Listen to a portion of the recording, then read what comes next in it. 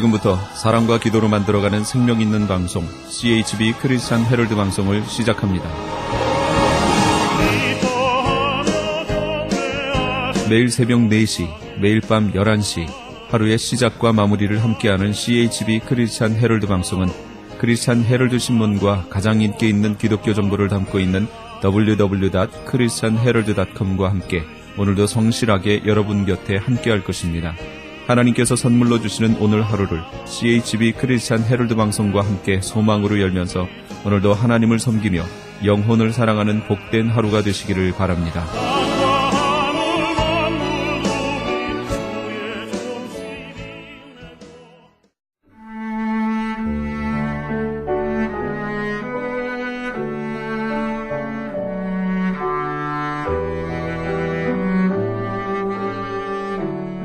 영혼의 쉼터 청자 여러분, 오늘도 평안하십니까? 영혼의 쉼터 김수경 인사드립니다.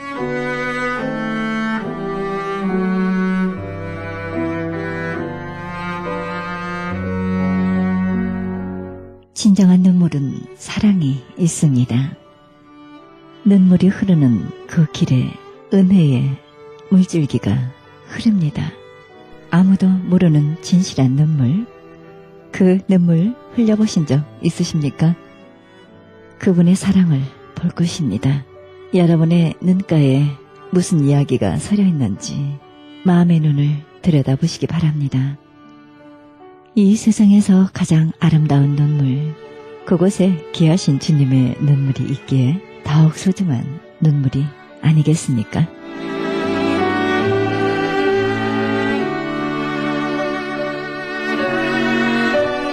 생명의 말씀 보내드립니다. 이 시간에는 파사데나 장로교회 성현경 목사님의 말씀 보내드립니다. 말씀은 로마서 9장 1절에서 18절의 말씀을 중심으로 사도의 눈물이란 제목으로 말씀 전해주시겠습니다.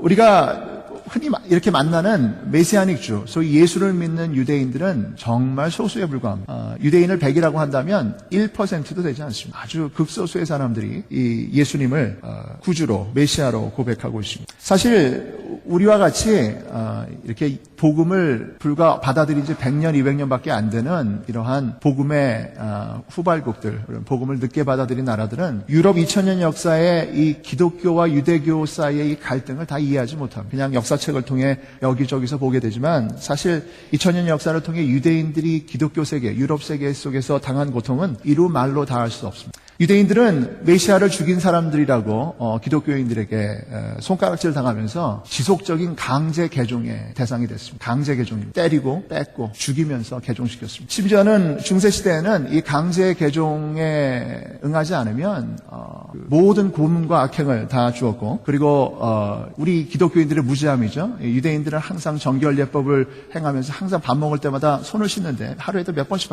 손을 씻는데, 손을 씻지 않는 기독교인들이 전염병에 걸리고 병이 걸릴 때마다 기독교인들은 유대인들이 우물에 독을 넣었다고 하면서 유대인들을 학살했습니다. 이러한 유대인 학살의 결정판은 2차 세계대전 때 나치 독일에 의해서 600만 명의 유대인들이 학살당한 사건입니다. 역사에 대해서 정확히 이해하지 못하는 사람들은 히틀러나 또는 나치 독일이 이 나쁜 일을 했기 때문에 모든 것이 그들의 책임이다라고 얘기하겠지만, 사실 이렇게 히틀러가 단시간 안에 600만의 유대인을 죽일 수 있었던 것은 당시 유럽 세계가 가지고 있었던 이 유대인을 향한 증오와 그리고 그 미움을 모았기 때문에, 이렇게 본다고 한다면 이러한 환경 속에서 예수를 믿는다, 이런 환경 속에서 유대인으로서 예수를 믿는다고 하는 것은 결국은 배교이고 배신입니다. 2차 세계대전 이후에 이스라엘로 간 유대인들과 미국에 있었던 유대인 중에 소수의 사람들이 성경을 통해서 예수와 예수님이 메시아라고 하는 사실을 발견하고 성령 안에서 변화되기 시작하는 사건이 일어나기 시작합니다. 아주 소수의 사람들입니다. 유대인들은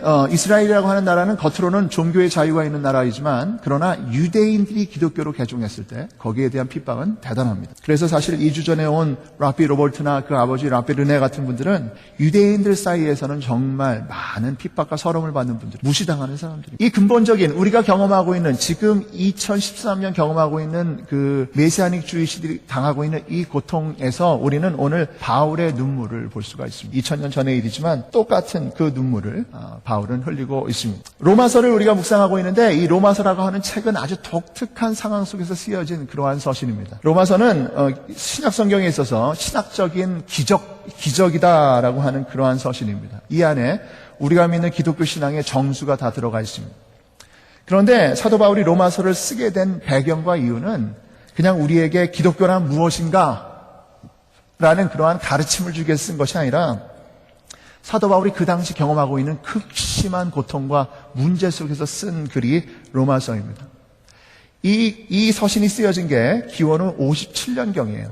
57년경. 예수님께서 기원후 30년경에 십자가에 달려 돌아가셨고 그 후 27년간 복음의 사역이 일어나면서 몇 가지 중대한 변화가 일어났습니다. 그 중대한 변화의 첫 번째는 무엇이냐면 그때까지 유대 공동체에 있었던 기독교 신앙, 유대 공동체에서 예수를 메시아로 생각했던 이 신앙은 유대 공동체를 넘어서서 이방 공동체의 신앙이 됩니다. 이것이 우리로서는 굉장히 선교의 성공이고 또 교회 확장이라고 여겨지겠지만 유대인들에게 있어서 이것은 굉장한 위기입니다. 예수를 믿는 사람들이 이제는 이방인들이 더 많아요. 할례를 받은 사람보다 할례를 받지 않은 사람이 더 많고 율법을 지키지 않은 사람이 더 많습니다. 그리고 이 운동의 앞에 사도 바울이 있었습니다. 그래서 그 당시 사도 바울은 로마서를 쓸 당시 사도 바울은 유대에서 온 그리스도인들과 유대교인으로부터 극심한 핍박과 비난을 받는 존재가 됐습니다.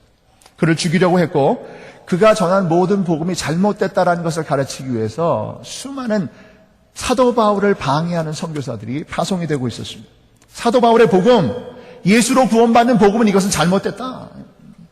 이것은 이단이다라는 것이죠. 그러다 보니까 사도 바울을 돕는 교회들이 점점 떨어집니다. 유대 공동체로부터 핍박당하고 비난당합니다. 이 로마서의 말씀의 핵심적인 것은 사도 바울이 자신의 이 사역, 이 선교 사역을 스페인 땅까지, 당시의 세계의 끝이라고 하는 스페인 땅까지 끌고 가기 위해서 로마 교회를 설득하기 위한 그러한 서신이에요. 그래서 후반부에 보면 나를 스페인으로, 서바나로 보내주십시오라고 하는 간곡한 부탁을 로마 교회에게 하게 되는 것입니다. 사도 바울은 동족으로부터 배신당하고 자기를 따르는 사람으로부터 버림당하고 자기가 전한 복음도 의심받게 되는 이러한 절체절명의 상황 속에서 내가 믿는 예수, 내가 믿는 복음, 내가 알고 있는 하나님의 계획은 바로 이것입니다라고 한 번도 가보지 못한 로마 교회를 향해서 로마서를 쓰고 있는 것입니다. 이것이 로마서의 기적입니다. 만약 사도 바울이 칭찬받고 있었다면, 인정받고 있었다면, 만약 사도 바울의 사역이 승승장구하고 있고 사도 바울의 사역이 다 잘 되고 있다면 그는 로마서를 쓸 필요가 전혀 없었습니다. 여러분의 삶, 우리의 삶을 한번 봅시다. 여러분, 우리의 삶이 요즘 잘 나갑니까? 경제적으로 좋으십니까? 편안합니까? 어떤 사람은 이렇게 어려워서 주의 일을 못하겠다고 얘기하는데 하나님께서 쓰신 사람들을 바라보면 그 삶의 고통 속에, 고민 속에, 문제 속에서 하나님은 더 크게 역사하셨습니다. 마치 사마천이라고 하는 역사학자가 쓴 사기가 중국 역사의 가장 중요한 역사책으로 인정받고 있는데 그가 사기를 기록할 수 있었던 이유는 그가 관직에서 남성에게는 정말 창피스럽고 수모스러운 궁형이라고 하는 남성을 제거당하는 이 형벌을 받았기 때문에 오히려 그 책을 쓸 수 있었던 역설과 같이 사도 바울의 이 고통이 바로 로마서를 읽게 한 것입니다. 그런 의미에서 오늘 우리는 이 로마서의 말씀을 한번 자세히 봐야 됩니다. 이 로마서 9장의 말씀은 2000년을 지나서 21세기를 살아가는 우리에게 기독교를 믿는 신앙, 이 예수를 믿는 신앙이 무슨 의미인지를 다시 한번 가르쳐주는 굉장히 중대한 말씀입니다.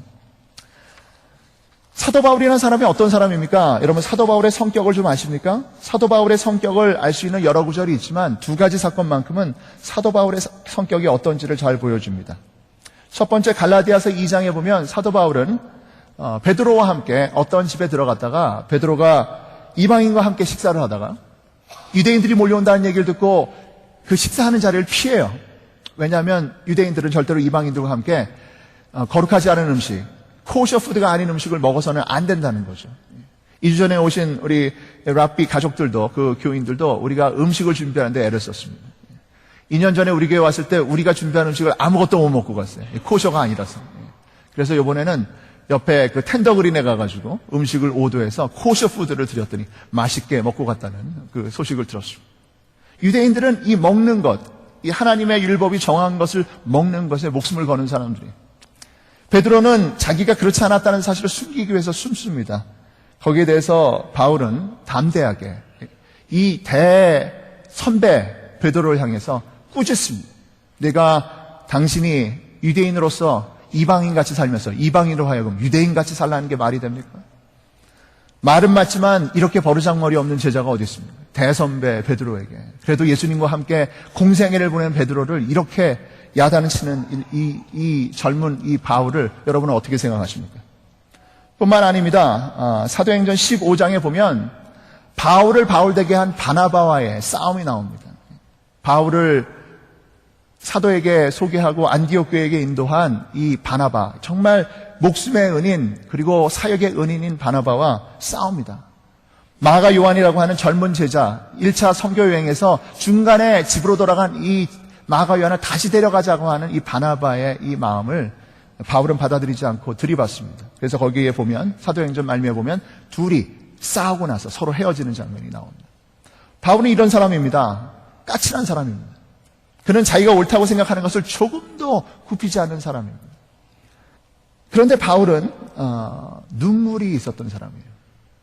오늘 말씀을 보면 바울의 눈물은 특별합니다. 억울한 일을 당하고 고통을 당하고 슬픔을 당하면 우리는 웁니다.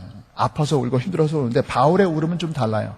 바울은 내가 오해받는 것 때문에 우는 것도 아니고 자신이 당한 모든 공경 때문에 우는 것이 아니라 자기를 고통 주고 아프게 하는 이 이스라엘 사람들, 이 사람들을 향해서 우는 것입니다. 마치 모세의 울음이 생각이 납니다. 하나님께서 모세를 통해서 큰 민족을 만드시겠다라고 약속하십니다. 이 불순종하는 출애굽한 이 히브리인들을 다 없애버리고 내가 너를 통해서 다른 민족을 세우겠다라고 했을 때 그는 하나님께 담대히 얘기합니다. 나를 차라리 생명책에서 지워주십시오. 똑같이 그는 이렇게 얘기합니다. 내가 저주를 받아서 그리스도에게서 끊어질지라도 달게 받겠습니다. 이게 사도 바울의 진면목이에요.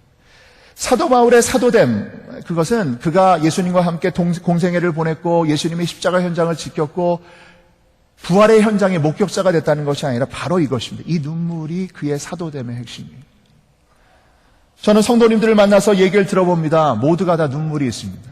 건강 때문에 웁니다. 경제적인 상황 때문에 울고 문제 때문에 울고 자식 때문에 울고 그리고 여러 가지 어려움 때문에 웁니다. 그런데 어쩌다가 아프간 때문에 우는 사람을 만납니다.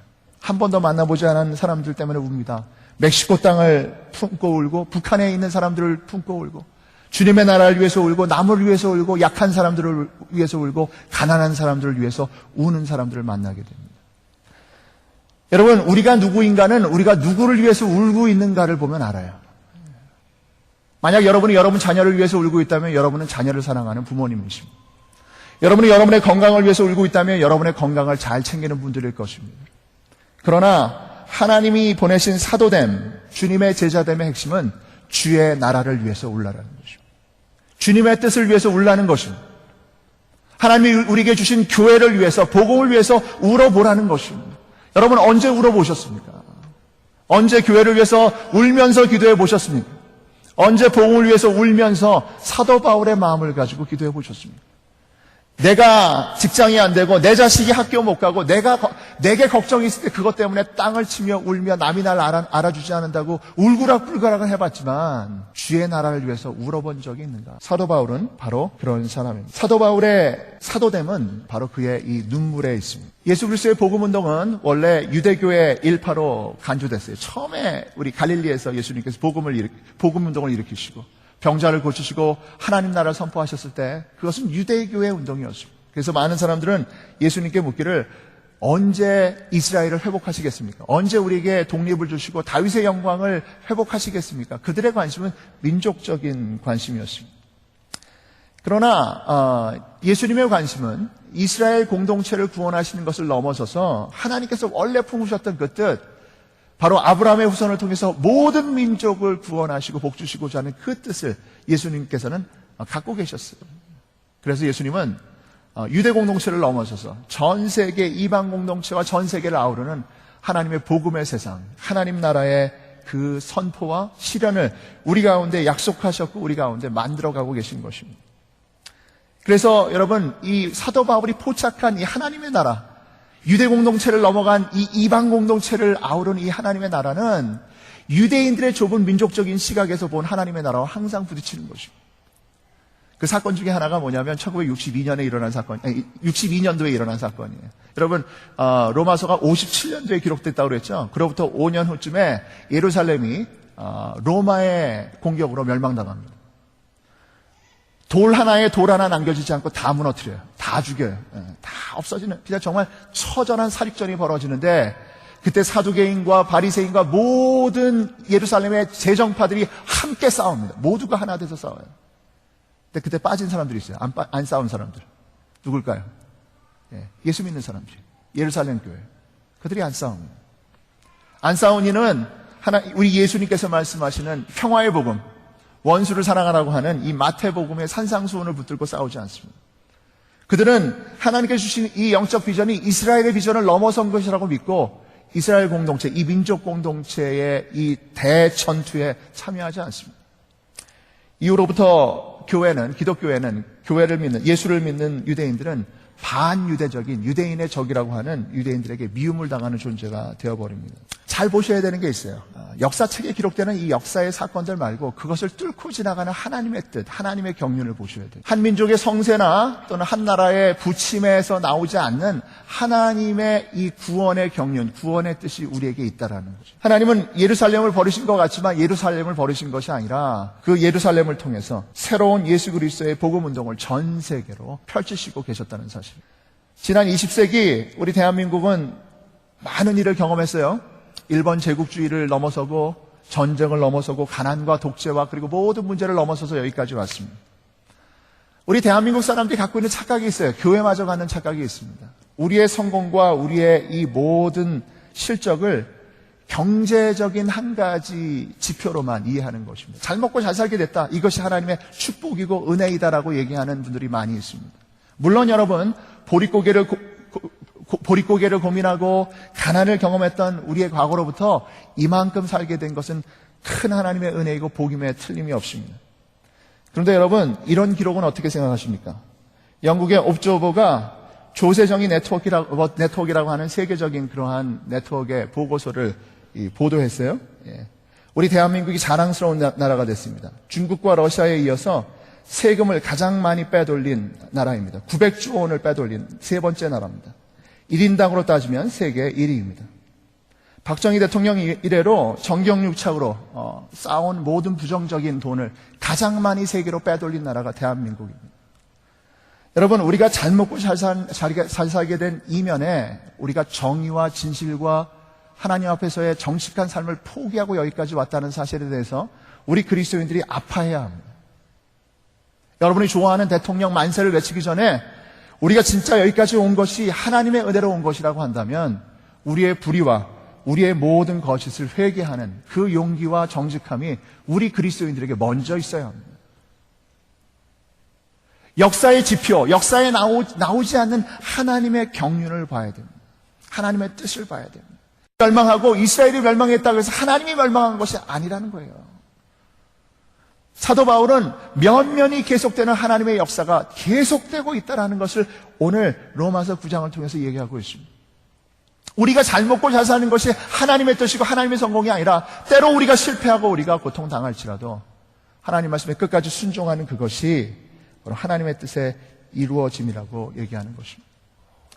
사도 바울은 이러한 하나님의 역사, 우리의 눈으로 이해할 수 없는 이스라엘의 배신, 불신, 멸망으로 이어지는 이 엄청난 사건 속에서 하나님의 뜻을 어떻게 읽을 것이냐를 이렇게 설명합니다. 그것은 하나님의 선택의 원리라고 얘기합니다. 하나님의 선택의 원리.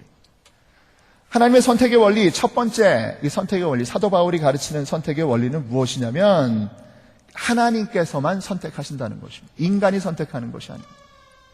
여러분, 오늘 이 시대를 살아가는 사람들은 우리가 자본주의를 살면서 컨슈머리즘이라고 하는 소비자주의라고 하는 그러한 것에 익숙해져 있습니다. 소비자 정신은 무엇입니까? 무엇을 선택하든 그것은 누구의 선택이에요? 소비자의 선택입니다. 소비자는 뭐예요? 시체말로 왕이에요, 왕. 어디 가든지 샀다가 다시 돌려줄 수 있습니다. 리펀 받을 수 있어요. 우리는 어제까지 쓰던 가게도 마음에 안 들면 내일 바꿀 수가 있습니다. 그러다 보니까 우리 인생에 대해서 심각한 오해를 갖습니다. 마치 또 인생이 우리의 선택인 것처럼 우리가 생각합니다. 나의 선택이에요. 따지면 그렇습니다. 여러분 파사데나 장로교에 오신 건 여러분 선택이죠. 누가 여러분을 끌고 왔습니까?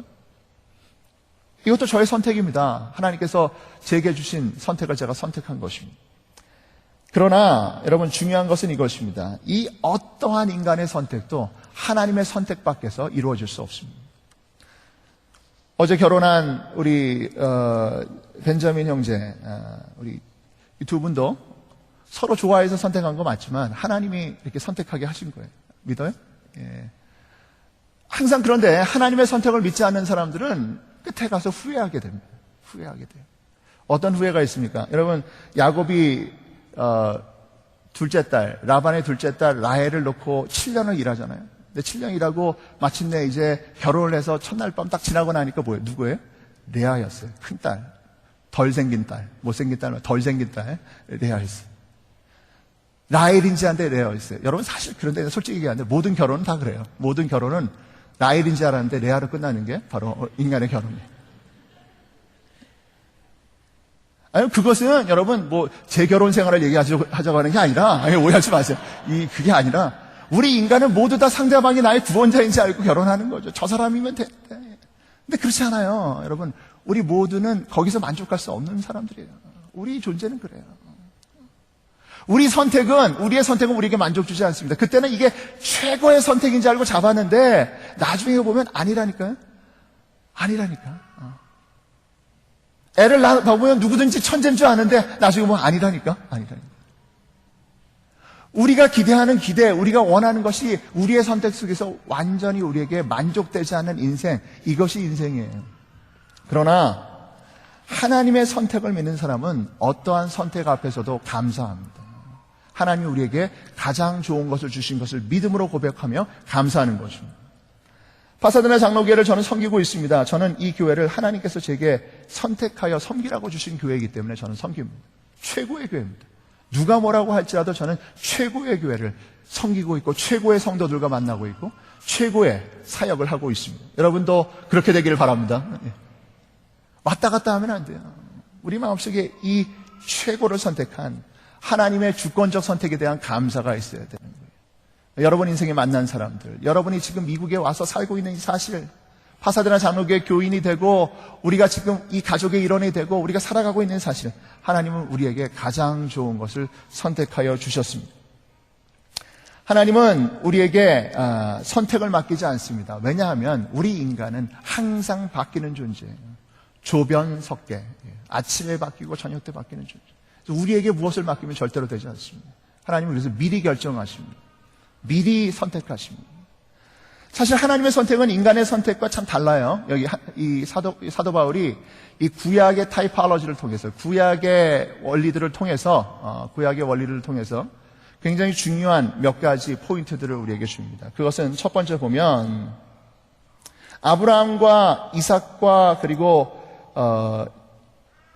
야곱을 선택한 하나님의 선택 자체가 인간의 선택을 넘어선 것이다라는 거죠. 첫 번째 아브라함에 대해서 얘기해 봅시다. 아브라함은요, 그가 믿음 있는 사람이 아닙니다. 그는 우상을 섬기는 사람이었어요. 하나님의 선택받을 만한 아무런 자격이 없는데 하나님께서 은혜로 선택해 주셨다는 것입니다. 그 아들 이삭을 봅시다. 여러분, 이삭을 선택한 것은 그 당시에 이 장자 선택 원리에서 벗어난 것입니다. 원래 장자는 누구예요? 이스마엘이에요. 이스마엘. 여러분, 수많은 근친상간과 그리고 수많은 엄마들을 통해서 태어나는 그 당시 패밀리 이 구조 속에서 장자를 선택하는 것은 매우 중요한 것입니다. 장자를 선택하지 않고 마음대로 선택하면 전쟁이 일어나고 고륙상쟁이 일어납니다. 그럼에도 불구하고 하나님은 이 모든 원리를 넘어서서 하나님의 원리대로 사람을 선택하십니다. 이삭을 선택하십니다. 그 아들은 어떻습니까? 그 아들, 이삭의 아들 에서와 야곱. 더 말할 것도 없습니다. 더 심각합니다. 형을 말아먹은 이 야곱을 하나님은 선택하셨습니다. 전 개인적으로 감정이 많습니다. 장남으로서 받아들일 수가 없습니다.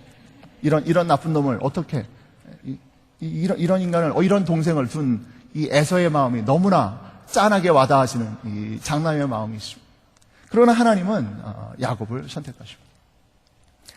우리 인간의 기준이 아니라는 거예요. 하나님의 기준으로 선택하신다. 이게 두 번째 포인트예요. 이 하나님의 기준은 우리가 다 이해할 수 없습니다. 알 수 없어요. 그 원리를 우리가 다 알 수가 없습니다. 그럼에도 불구하고 하나님의 선택에는 하나님의 원리가 있다라는 것. 그것을 인정하라는 것입니다. 하나님의 선택에 하나님의 원리를 인정하지 않는 사람들은 대개 두 가지로 반응합니다. 두 가지로. 하나는 뭐냐면 스스로 머리를 씁니다. 쉽게 얘기하면 잔머리를 씁니다. 하나님의 선택을 요리조리 빠져나가려고 해요. 요리 빠져나가고 저리 빠져나가고. 그 대표적인 사람이 야곱이죠. 야곱이라고 하는 사람은 스스로 자기의 운명을 만들어 보려고 애썼던 사람이에요.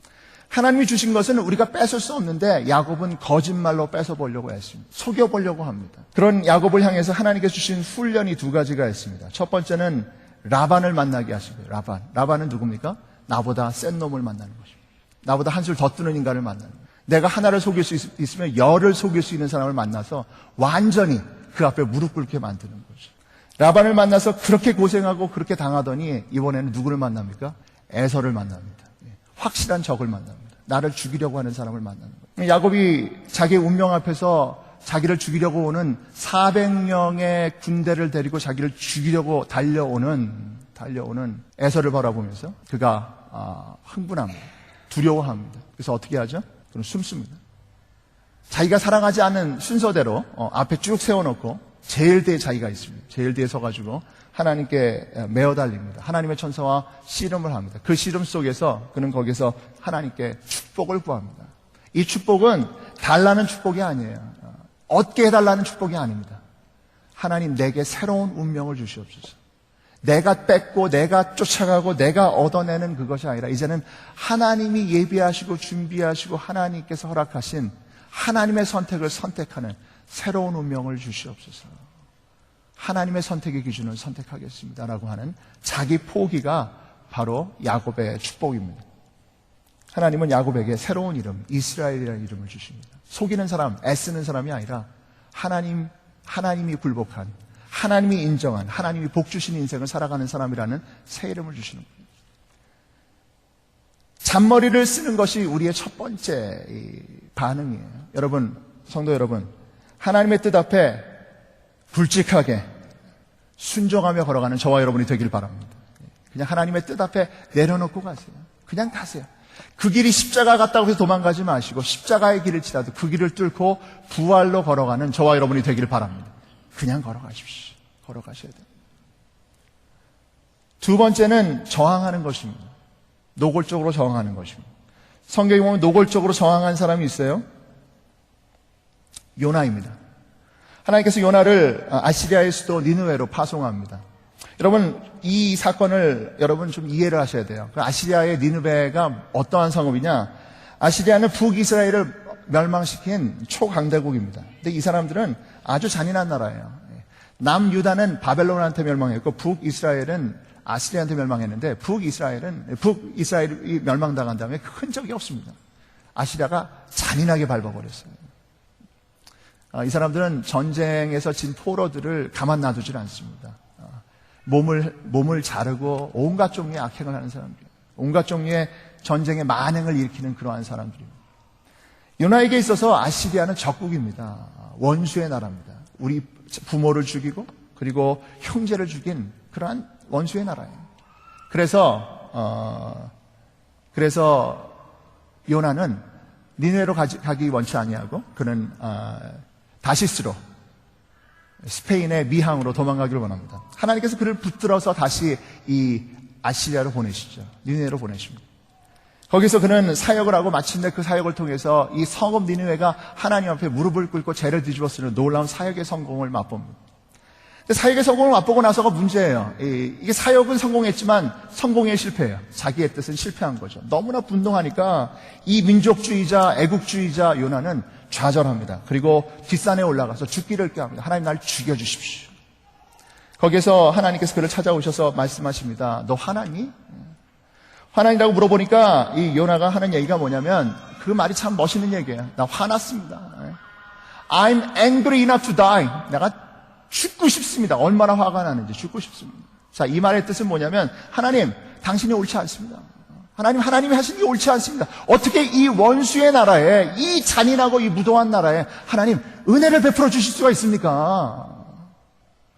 예전에 제가 북한에 선교해야 된다고 하고 북한에 물자를 보내야 된다고 하니까 어떤 교회 권사님이 저에게 전화를 해가지고 마구 화를 내면서 우리 아버지를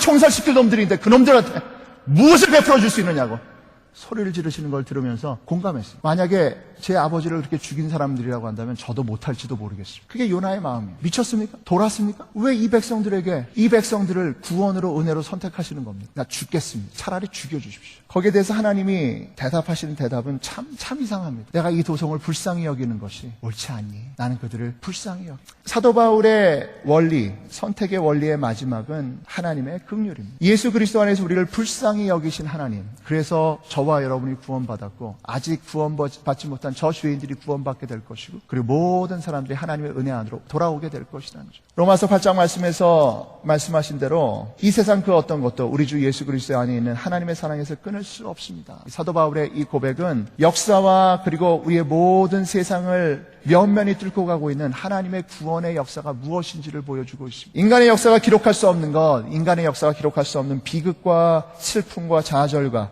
그리고 모든 거짓을 넘어서서 하나님이 행하시는 일, 그것을 예수 그리스도 안에서 저와 여러분을 선택하시고 유대인과 이방인을 선택하셔서 온 세상을 하나님의 자녀, 하나님의 나라로 만들어 가시는 하나님의 이 역사가 있다라는 것입니다.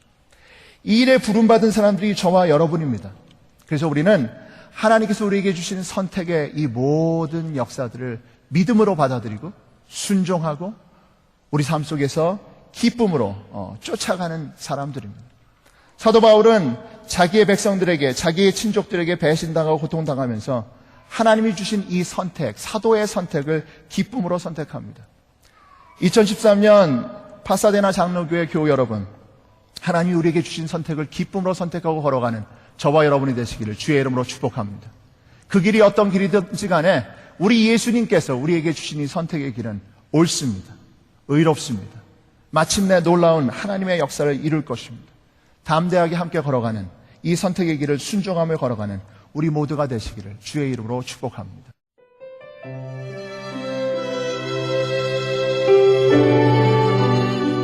지금까지 파사데나 장로교회 성현경 목사님께서 놀라우신 사랑 예수 그리스도란 제목으로 말씀 전해주셨습니다. 파사데나 장로교회는 585 이스트 콜로라도 블루버드 파사데나에 위치하고 있습니다. 신앙상담이나 좀 더 자세한 안내를 원하시는 분은 전화 626-795-6252 626지역 795-6252번으로 연락하시면 안내해 드립니다.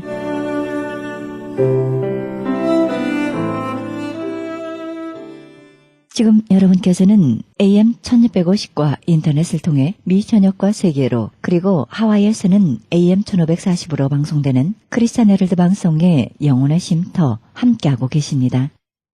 이어서 이 시간은 김수경이 진행하는 영혼의 찬양 시간입니다. 찬송가 원문 해설 그리고 작시 작곡가 소개를 통해 은혜의 시간이 되시길 바랍니다.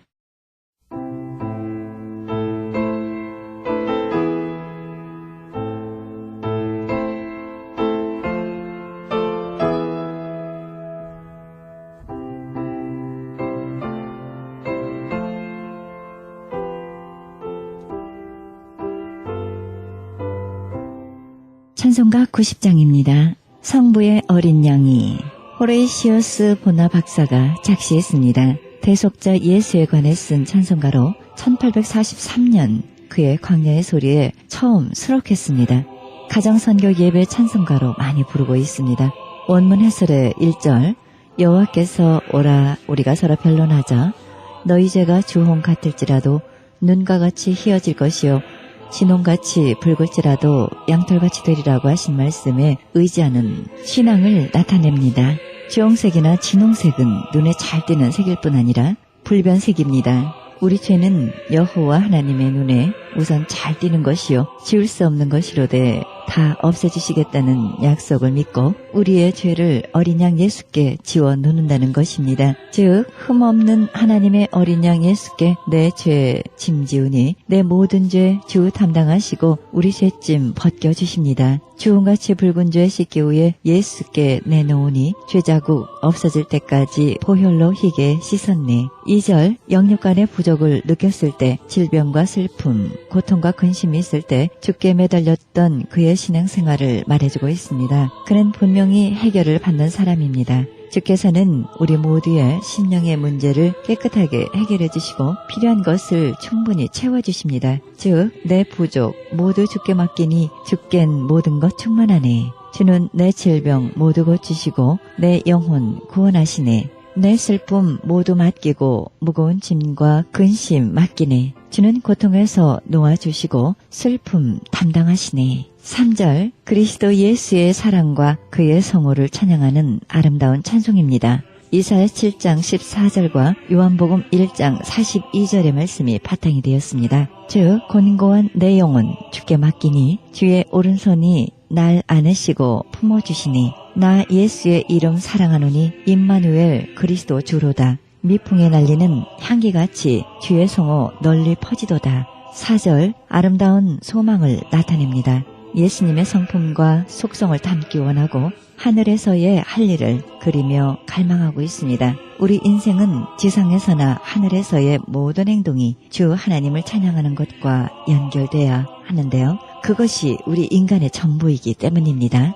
즉 온유와 사랑과 겸손과 친절에 예수 닮기 바라고 성부의 성자 예수 닮기 바라네. 천사들의 노래 배워서 성도 함께 주 찬양하고자 천국 백성 가운데 예수와 함께 있기 원하네. 네, 이 찬송곡은 조셉 페리 홀브룩이 작곡하여 편집하고 찰스 로빈슨이 출판한 지성소의 노래집에 처음 실렸던 것으로 그의 대표작의 하나입니다. 원래는 4분의 6박자로 되어 있으나 8분의 6박자로 고쳐 부르는 것도 적지 않습니다. 흐르듯 가볍게 불러야 할 것입니다.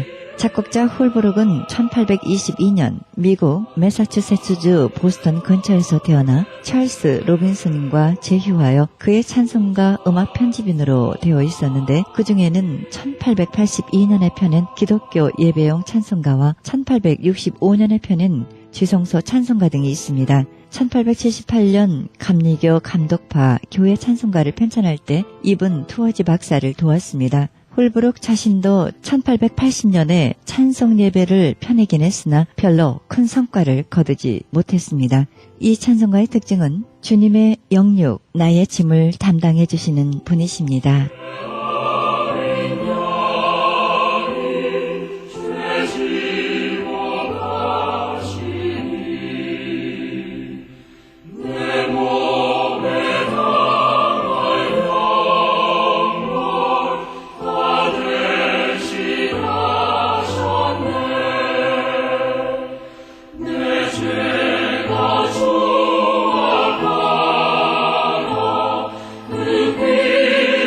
주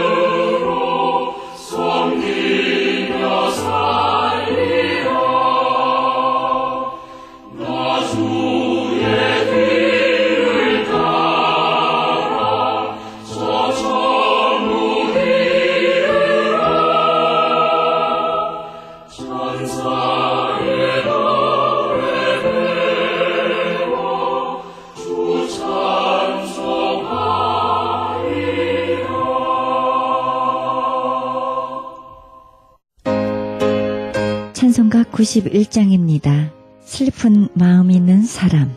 리디아 백스터 여사가 세상을 떠나기 4년 전 1870년에 윌리엄 하워드 돈이 요청해서 작시한 찬송가로 그리스도 예수의 이름을 힘입은 신앙생활을 했을 때 우리의 삶이 어떻게 달라지는가를 잘 설명해주고 있습니다.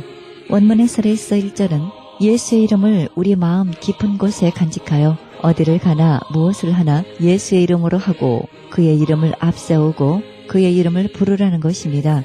즉 슬픔과 비애의 자녀여 예수의 이름을 지녀라. 기쁨과 위로를 내게 주리라. 어디를 가나 예수의 이름을 지니고 가라. 후렴 존귀한 그리스도의 이름을 찬양하고 있습니다. 우리는 우리의 이름을 내세울 것이 아니라 모든 이름 위에 뛰어난 이름 예수 그리스도의 이름을 내세워야 합니다. 즉 귀한 이름 참으로 아름답도다. 이 땅의 소망이요 하늘의 기쁨이로다. 2절 예수의 이름이 얼마나 큰 권능을 가지고 있는지를 설명해주고 있습니다. 환난과 시험을 당할 때 그의 이름으로 방패 삼을 수 있다는 것입니다. 즉 예수의 이름을 지녀라. 모든 올무의 방패로다. 유혹이 내게로 모여들면 기도로 주의 성호 속삭여라. 3절 예수의 이름만 들어도 우리의 영혼이 기쁨으로 황홀해진다는 것입니다. 귀한 예수의 이름 참으로 우리 영혼 기쁨으로 황홀케 하네. 주가 사랑의 품으로 영접할 때 우리의 입술이 찬송 드높이리. 4절 평생 예수의 이름을 지니고 살며 승리의 삶을 산 우리가 장차 하늘나라에 가서 면류관을 받게 되면 예수의 이름으로 인해 받게 되는 그 면류관을 예수님께 씌워드린다는 것입니다. 즉 우리의 여정 마치고 하늘에 올라가 예수의 발 앞에 부복하고 예수의 이름에 경배하며 왕의 왕께 면류관 씌워드리리이다. 작시자 백스터 여사는 1809년 9월 8일 미국 피터스버그에서 태어나 피터스버그 침례교회에서 봉사하다 결혼 후에는 남편을 따라 뉴욕으로 와서 교회를 도우며 활약했습니다. 그런데 뜻밖의 병으로 몸져 누웠으나 병약한 가운데서도 뜨거운 사랑의 봉사는 계속됐습니다. 그래서 그의 가정은 목사, 전도사, 교회 일꾼들의 화합장소가 되었습니다. 그녀는 당시의 복음 전도자, 찬송가, 인도자들과 깊은 우정을 맺어왔으며 그의 자신이 많은 찬송시를 썼습니다.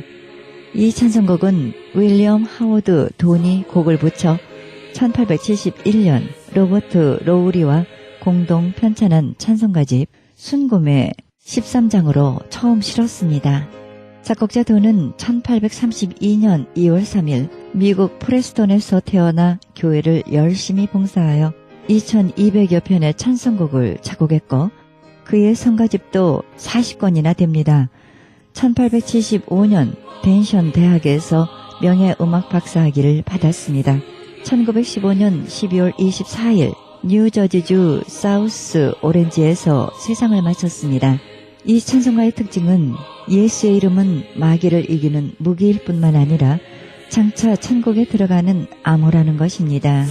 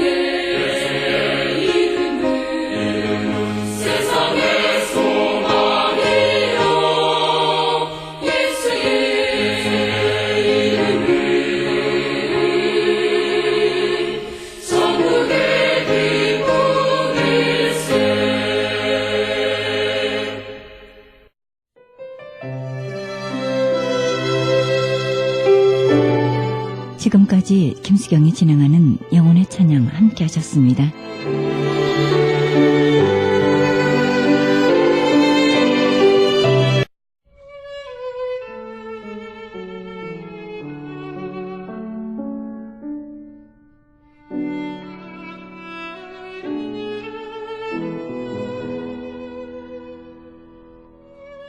성시 낭독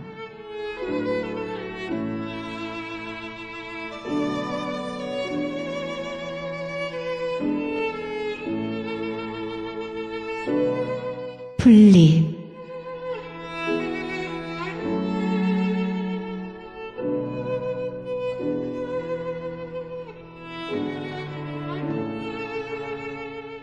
아가야, 세상을 이렇게 사는 거란다.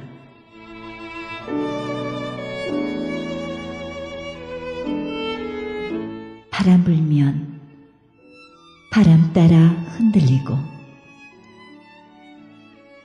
비 내리면 온몸 흠뻑 적시며,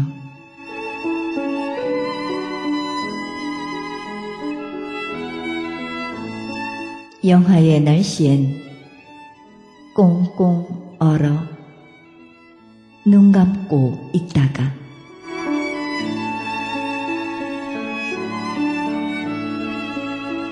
무더운 날은 뻘뻘 찬란한 눈물땀 삼키며 제 키를 키우는 거란다.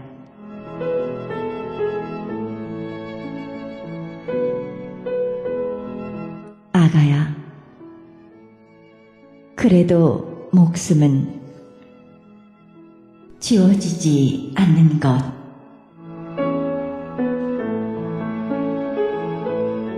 이렇게 살다가 꽃이 되는 길이 있는 거란다. 아가야.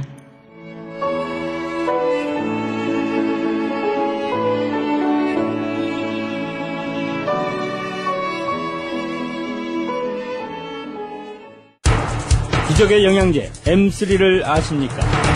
무슨 병에 걸렸던지 큰 효과를 준다는 그 신비한 기적의 영양제. 혈액에 영양을 공급하여 힘이 생기니까 피곤하지 않고 이제는 지팡이 없이 걸을 수 있다고 많은 분들이 간증을 합니다. 혈액 해독, 기력 회복, 뼈 골수 영양 공급, 심장, 뇌, 혈전 용해. 유태인 회사가 제조한 특수 영양제. M3, 혈액순환을 잘 되게 하는 최고급 영양제. M3, 크던 작던 아픈 곳이 있다면 M3. 213-435-9600, 213-435-9600번입니다. 정직한 마음으로 권해드립니다.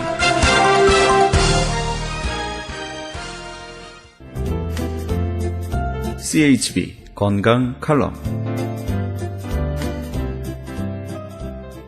안녕하세요. 청한의원의 김철 한의사입니다. 오늘은 불면증입니다. 많은 분들이 잠을 잘 못 자고 밤을 꼬박 새고 이거 참 괴롭죠. 그래서 참 이렇게 나는 잠을 한번 잘 자고 싶다 이런 분들이 많습니다. 그래서 그러면 수면제 먹어서 이렇게 잠을 청하셨던 분들 너무 수면제 양이 한 알이 두 알 되고 두 알이 세 알 되고 그러면서도 잠이 안 오고 또 수면증으로 오래 먹었던 어떤 부작용, 합병증으로 또 시달리게 되고 어떤 그 화학적인 그런 약은 증상 치료는 좋은데 원인 치료가 안 되니까 계속적으로 약을 또 들으셔야 되고 그러므로 해서 많이들 힘들어하는데요. 우리 한방에서는 우리 글을 보면은 이런 말이 있습니다. 불매시인 정지부조 혹 노신퇴과 사용 음양실조 신기불령소치. 이 글에 보면은 내경이라는 글에 보면 이런 말이 있는데 이게 뭐냐. 잠을 못 자는 거는 정지가 잘못됐고 이 노동이 너무 심해서 잘못 이렇게 너무 과잉 일을 해서 음과 양의 기운이 깨졌을 때 올 수가 있고 신기불령이라 신의 기운이 안정치 못해서 오는 경우가 있다. 이렇게 얘기를 하고 있습니다. 그런데 여기에도 실증과 허증이 있죠. 실증으로 보면은 간울화하, 간의 울결로 인해서 화가 생겨서 담열내요. 담이 끈적끈적하고 열이 있는 것이 안으로 치솟아 오르면서 오는 그런 실증이 있고요. 또 허증으로는 음허화, 진액이 마르면서 위로 열이 오르고 심비양허, 심장과 비장의 기운이 다 허해지고 심담기허, 심장과 담의 기운에 기가 허해지니 허해서 또 잠을 못 잘 수 있는 그러한 원인이 있다. 이렇게 그 글에서 오랜 고소에서는 벌써 그래서 이런 말을 나타내고 있는데요. 본원에 오시는 남자분이십니다. 남자분이 50대가 약간 넘으셨는데 잠을 못 잠으시고 건망증이 심해졌고 심황신계, 가슴이 이렇게 심장이 정말 번거롭고 잘 뛰고 그런 지가 한 1년 정도 되셨고요. 그러면서 이렇게 정신적으로 많이 힘들어졌고 그래서 여러 치료, 이런 치료를 받고 수면제를 복용했어도 잠이 잘 안 오는 분이 많이 이렇게 고민을 하고 계셨는데요. 그러면서 급조인호, 화가 잘 나고 선태식, 가끔 한숨을 잘 쉬고 구건구고, 입이 마르고 입이 쓰고 납차, 이변가, 변은 잘 보면서 또 이렇게 음식이 이렇게 잘 소화가 안 되고 맥은 침샘맥을 이루고 있었습니다. 그래서 이분은 우리 몸에 기음이 부족하고 허열이 우리 몸을 심열로 인해서 잠을 못 잤겠구나 이렇게 생각을 해서 지법으로는 청열자음 양열시키는 이런 약을 써서 백합 지모탕을 가미시켜서 썼는데요. 백합, 지모, 복신, 청궁, 자감초, 산조인, 하수오 이런 약을 쓴 결과 놀랍게 잠을 이렇게 잘 수가 있게 됐고요. 지금은 너무나 행복하게 이렇게 잘 지내고 계십니다. 저는 이분이 이렇게 약에서 벗어나서 이런 모든 이런 자연의 이런 약초로 이렇게 된 거를 기쁘게 생각하고요. 또 이 방송 들으시는 분 번호는 당뇨 고혈압을 약에서 끊으면서 조절하는 한의원인데요. 오늘도 마찬가지로 이 어려운 환경에 우리가 많이들 살고 계시죠. 당뇨 고혈압 계신 분들은 1개월 이상 하는 프로그램에 대해서 무려 70% 업해드리겠고요. 지금부터 전화로 예약하시는 5분에 한해서 그런 혜택을 드리도록 하겠습니다. 감사합니다. 청한의원의 연락처는 오렌지 카운티 지역은 714-636-1412, 714 지역 636-1412, LA 지역은 213-385-5833, 213-385-5833번입니다.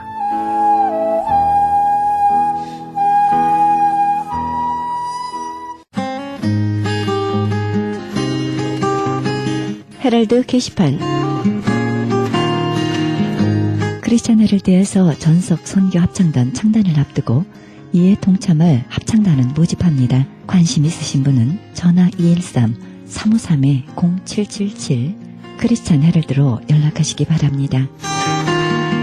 가나선교회에서 조선족 고아 자녀들을 위한 후원자 모집합니다. 자세한 안내는 전화 909-816-3457 909 지역 816-3457 장우상 목사님께 연락하시기 바랍니다. 제20회 전국 중보기도 컨퍼런스 있습니다. 일시 11월 7일 목요일부터 8일 금요일까지 양 이틀간이 이어집니다. 계속해서 자마 컨퍼런스 열립니다. 일시 11월 8일부터 11월 10일까지 이어집니다. 자세한 안내는 323-933-4055 은혜하니께로 문의하시기 바랍니다. 그리스 반모섬 헬라어 성경 보내기 후원자 모집합니다. 반모섬 전화 30-22470-33237 차인수 박영란 선교사님께 연락하시기 바랍니다. 제27회 크리스찬 문학 신인상 작품 모집합니다. 응모 마감은 2013년 5월 15일부터 9월 2일까지입니다. 자세한 안내는 213-249-0771 정지윤 회장님께 연락하시기 바랍니다. 미주 크리스찬 문인협회에서 김수영 회원의 수필집 출판 기념회 있습니다. 일시 8월 10일 토요일에 있으며 장소는 만리장성입니다. 좀 더 자세한 안내를 원하시는 분은 전화 213-249-0771 310 지역 612-9580 정지윤 회장님 고강희 사무국장에게 연락하시기 바랍니다. 크리스찬 헤럴드에서 한 달 10불 문서 선교 회원 모집합니다. 자세한 안내는 213-353-0777 크리스찬 헤럴드로 연락하시기 바랍니다. 이상 게시판 안내였습니다.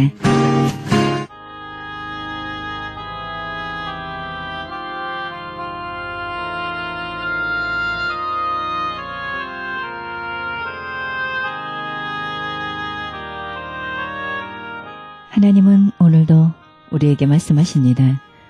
믿음은 바라는 것들의 실상이요 보지 못하는 것들의 증거라 말씀하십니다. 우리가 어떤 위기의 상황에 있을 때에도 여전히 믿음을 가지고 하나님을 신뢰해야 할 것입니다. 하나님의 도우심을 받고 하나님이 내 안에 거하시고 평안함을 느낄 수가 있다면 우리는 하나님과 친밀한 관계가 될 것입니다. 그 신실한 하나님, 오늘도 믿고 신뢰하시기 바랍니다.